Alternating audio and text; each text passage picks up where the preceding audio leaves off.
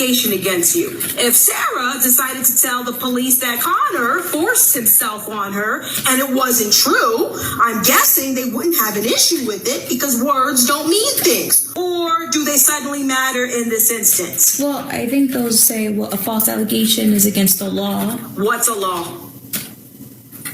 A collection of words. Right. The society agrees carries authority and consequences. If words were meaningless, then laws would be meaningless. Contracts would be meaningless. Wedding vows would be meaningless. Threats, defamation, false accusations would be meaningless. But nobody lives like words are meaningless. The same people who say it's just a word suddenly understand language perfectly when the words affect them. Now, you know, folk are always beating black folk down, but the best interpretation of how gangster we as black folk is was said by Cedric the Entertainer in a movie called Be Cool. Finna run that, and then we finna run the phenomenal Dr. Rhea Hill one more time. PushGapRadios.com. Dr. Rhea Hill. It's the bangingest combination in the urban internet radio game. Be cool, nigga. Roll tape. Now, when it comes to white folk, first thing they want to know is, how come I can't use the word? Well, you can't. Why would you want to? Okay.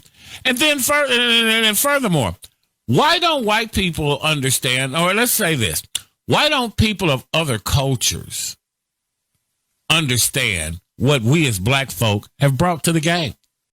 The best example of what black people have done for America to me was said by Cedric the Entertainer in a movie he did years ago called Be Cool.